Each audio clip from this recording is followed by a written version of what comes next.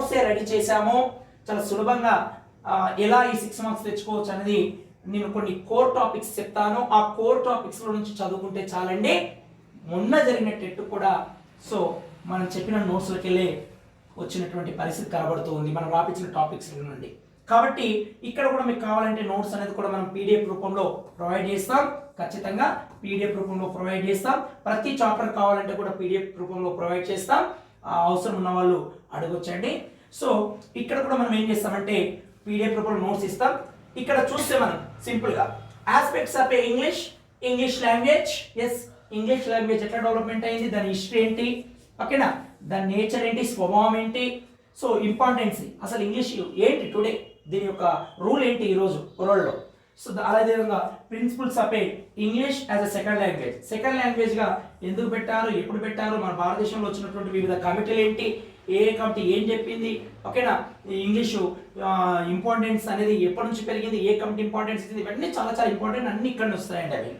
మరి problems of teaching learning English అంటే English బోధిస్తున్నప్పుడు మరి ఆ బోధన పద్ధతుల్లో ఎటువంటి మెలకువలు నేర్చుకోవాలి, మరి ఈ రోజుల్లో ఇంకా ఎలాంటి ప్రాబ్లమ్స్ ఫేస్ చేస్తున్నారు, ఇవన్నీ ఇక్కడ ఈ learning English, problems of teaching English ఎలాంటి డెవలప్మెంట్ చేసుకుంటూ వచ్చింది, దానికోసం ఏమేమి కంపెనీలు ఎలాంటి సజెషన్స్ ఇచ్చాయి, ఇవన్నీ ఇక్కడ మనము చూసుకోవచ్చు.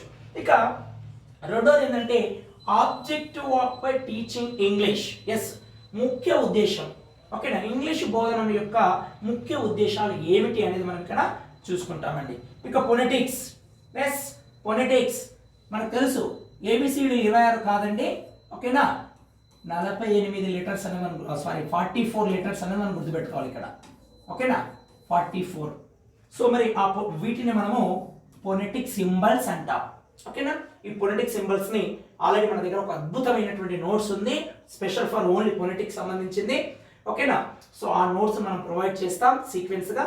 మరి 44 లెటర్స్ మనము ఎలా అనేది మనం అక్కడ నేను పొలిటిక్స్ అనే చాప్టర్లో నేను చెప్పే ప్రయత్నం చేస్తాను. Next development of A language skills అంటే LSRW అంటాం దీనిని షార్ట్ కట్గా.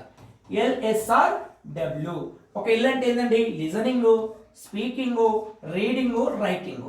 ఎఫెక్టివ్ లిజనింగ్ ఉండాల్సిన క్యారెక్టర్స్ ఏంటంటాడు ఎగ్జామ్లో, ఓకేనా. మరి ఎఫెక్టివ్ లిజనింగ్ ఏమేమి ఉండాలి, ఓకేనా, normal listening effective listening differences ఏంటి అనేది మనం ఇక్కడ మాట్లాడతాం. స్పీకింగ్, రీడింగ్, ఓకేనా. సో ఇవన్నీ కూడా మనము రైటింగ్, ఇవన్నిటి గురించి కూడా మనము ప్రతి చాప్టర్ ఒక్కొక్క చాప్టర్ని ఇండివిజువల్గా డిస్కషన్ అనేది చేస్తాం. అలాగే నెక్స్ట్ ఏమి ఇచ్చాడు ఇక్కడ, కమ్యూనికేషన్ స్కిల్స్. సో కమ్యూనికేషన్ స్కిల్లో కూడా non verbal communication skills, verbal communication skill ఇంగ్లీష్లో ఎలా ఉంటుంది అనేది మనము చెప్తామండి ఇక్కడ, ఓకేనా. ఎస్ అంటే LSRW కమ్యూనికేషన్ స్కిల్ని రెండుని కలిపి మనం ఏమంటాం ఇక్కడ అంటే మనము development of A language skills అని చెప్తామనేది గుర్తుపెట్టుకోవాలి ఇక్కడ, ఓకేనా. సో ఆ రెండు చాప్టర్ని కలిపి మనము development of A language skills అంటాం. ఎస్, నెక్స్ట్ వచ్చేసరికి approaches, methods, techniques of A teaching English. మనం ఆల్రెడీ మన ఇంగ్లీష్ మెథడ్లో చూస్తామండి వీటన్నిటిని, ఓకేనా. మీ దగ్గర ఇంగ్లీష్ అలాంటి అకాడమిక్ బుక్ ఏమైనా ఉంటే దాన్ని ఫాలో కావాలి. మనం ఇక్కడ కూడా దీని మొత్తం కూడా మనము అకాడమిక్ సంబంధించిన బుక్స్లోకి వెళ్ళి దీన్ని తీసుకొని మనం చెప్తామండి. ఇందులో ఏమన్నాడు, introduction, definition and types of approaches, methods and techniques of A teaching in English అనేది మనకి ఇక్కడ చెప్తూ ఉన్నాడు. రెమెడియల్ టీచింగ్ అంటే ఏంటి, ఇవన్నీ కూడా మనము ఇక్కడ ఈ మెథడ్లో పద్ధతుల్లో నేర్చుకుంటామండి, ఓకేనా. ఇక నెక్స్ట్ వన్ వచ్చేసరికి ఏంటి అంటే మనకి ఇక్కడ teaching of A structures and vocabulary items కూడా ఎలా ఉంటుంది, మనం టీచింగ్ చేస్తున్నప్పుడు ఇంగ్లీష్ను ఎలా మనము స్ట్రక్చర్గా ఎలా చెప్పాలి, ఎలాంటి మెలకువలతో చెప్పాలి అనేది మనం ఇక్కడ డిస్కషన్ చేస్తూ ఉంటామండి, ఓకేనా. సో మనం ఒకసారి ఇక నెక్స్ట్ చాప్టర్ గురించి మనం మాట్లాడినట్లయితే, ఓకేనా, teaching learning materials in English అంటే మెటీరియల్స్ గురించి మనం నేర్చుకుంటాం. ఇవన్నీ ఆల్రెడీ మనము డైరెక్ట్ బీఎడ్లో మనం చేస్తూ ఉన్నప్పుడు మెథడ్లో ఇంగ్లీష్లో చేసి ఉంటారు, కాబట్టి వాటి గురించి మనం ఇక్కడ డిస్కషన్ చేద్దాం లెర్నింగ్ మెటీరియల్స్ గురించి. ఇక లెసన్ ప్లానింగ్, ఇది కూడా మనకు తెలుసు ఆల్రెడీ. లెసన్ ప్లానింగ్ ఎలా ఉంటుంది, ఏంటి, ఎలా చేయాలి, ఇదంతా కూడా మనము ఇక్కడ డిస్కషన్ చేస్తాం. ఇక అలాగే కరికులం, టెక్స్ట్ బుక్స్ ఎట్లా యూజ్ చేస్తుంటారు ఏంది అనేది కూడా మనం మాట్లాడుకుంటాం. ఇది వెరీ వెరీ ఇంపార్టెంట్, ఇక్కడికి ఒక మార్క్ వస్తుంది ఖచ్చితంగా, ఓకేనా. Evaluation in English language teaching, CCE అంటాం దీన్ని, ఇది వెరీ వెరీ ఇంపార్టెంట్. సో ఈ చాప్టర్ మీద మనం ఫోకస్ ఎక్కువగా పెడతామండి.